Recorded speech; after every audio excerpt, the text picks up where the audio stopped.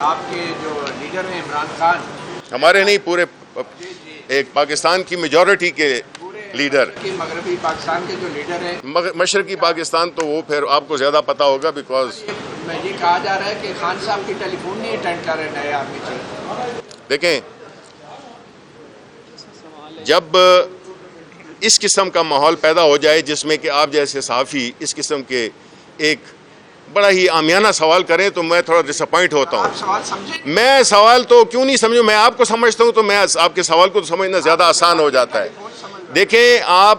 عوام کے جو نمائندے ہوتے ہیں نا، وہ ان کی ہوتی ہے، ان کی جو قوت ہوتی ہے وہ عوام ہوتے ہیں، اور جو کہ الیکشنز 36 الیکشنز ہوئے اس میں سے 29 ہم نے جیتے، اور کوئی ثبوت چاہیے آپ کو کہ قوت کا منبع کون ہے؟ تو اداروں سے کیوں اپیلیں کر رہے ہیں آپ کے لیڈر؟ ہر ایک نے اپنا کردار ادا کرنا ہے، ہر ایک نے کردار کرنا ہے۔ آپ یہ کہنا چاہ رہے ہیں، آپ بحث میں نہیں پڑے مجھ سے، مجھے سب دیکھیں پورے ملک کو پتا ہے کہ مطیع الرحمان کون ہے، ٹھیک ہے نا؟ اس لیے آپ مجھے یہ نہ بتائیں کہ میرے ساتھ بحث میں آپ نہیں، آپ سوال پوچھیں۔ فوج کا کیا کردار ہے؟ فوج کا کردار یہ آپ مجھ سے پوچھ رہے ہیں، ہمیشہ رہا ہے، پچھلے 75 سال سے رہا ہے بھائی۔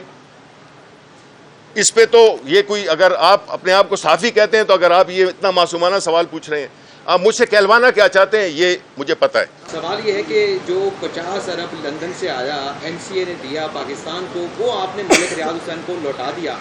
وہ کس کا پیسہ تھا جو پاکستان کے خزانے میں آنا تھا لیکن آپ نے دوسرے ہاتھ سے ملک ریاض کو لوٹا دیا؟ دیکھیں میری بات سنیں،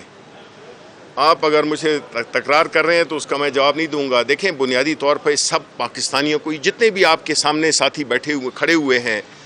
آپ پاکستان کے عوام سے جا کے پوچھیں، وہ ان دنوں میں جب کہ کیمرے لے کے جایا کرتے تھے، مائک لے کے جایا کرتے تھے کہ جی ٹماٹر کتنے کا ہو گیا اور بھنڈی کتنی کی ہو گئی ہے، آج وہ کدھر ہے؟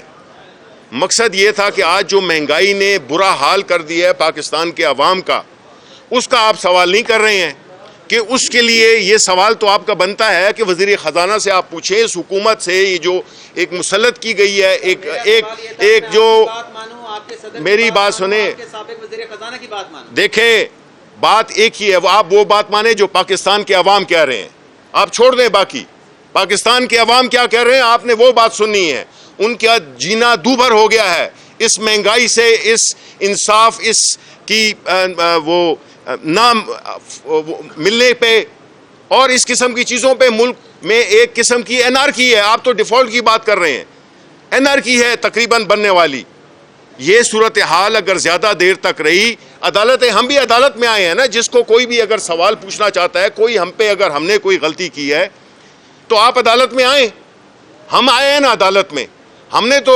پریس کانفرنس صرف نہیں کی ہیں، ہم نے تو پاکستان کا جو مقدمہ ہے وہ عدالت عدلیہ میں لائے ہیں ہم۔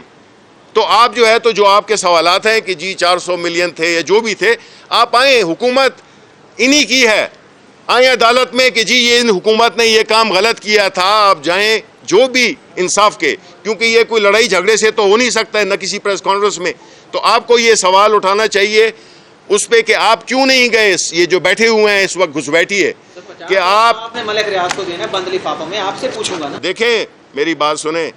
اب اس موضوع کی طرف، بند لفافوں کی طرف نہیں جاتے ہیں کیونکہ بات پھر بہت دور چلی جائے گی۔ جی شبلی صاحب، قرآن صدر میں جو مذاکرات آپ کی پارٹی کر رہی ہے صاحب ڈار صاحب کے ساتھ، تو کیا مذاکرات کے پوائنٹس کیا ہیں؟ اگر یہ مذاکرات کامیاب ہوئے تو کے پی کے پنجاب اسمبلی میں ڈیزالو نہیں ہوگی؟ دیکھیں بنیادی، اچھا سوال جی، دیکھیں بنیادی طور پہ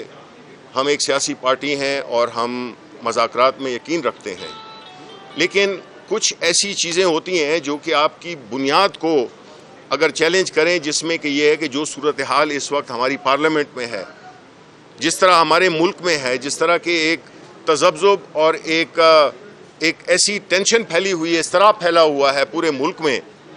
اور جو حکومتی آئے لوگ بیٹھے ہوئے ہیں وہ عوام کا ٹرسٹ کھو بیٹھے ہیں۔ دیکھیں، حکومتیں ڈکٹیٹرشپ میں اور ڈیموکریسی میں فرق یہ ہوتا ہے کہ جب آپ ڈیموکریسی میں ہوتے ہیں تو آپ کے پاس ایک مورل اتھارٹی ہوتی ہے چیزیں کرنے کی، جو کہ ڈکٹیٹرشپ میں نہیں ہوتی ہیں۔ تو جو مذاکرات بھی ہیں وہ صرف ایک پوائنٹ پہ ہیں، وہ یہ ہیں کہ ملک کو اس بدحالی سے کیسے نکالا جائے جو کہ اس حکومت نے 7 مہینوں میں ملک کا، اکانومی کا، ہر چیز کا، ہر شعبے کا، جتنے بزنس، چاہے ایگریکلچر ہے، انڈسٹری ہے، ہر قسم کی چیز وہ بالکل زوال پذیر ہے۔ تو اس میں سب سے بہتر طریقہ کیا ہوتا ہے کہ آپ عوام کے پاس جاتے ہیں, آپ فریش مینڈیٹ لیتے ہیں. اور یہی پوائنٹ کو سٹریس دینے کے لیے ہم نے یہی کہا تھا کہ اگر آپ الیکشن نہیں کرتے تو ہم اپنی 2 اسمبلیاں توڑ دیں گے, اور ہم اس موقف پہ آج بھی قائم ہیں.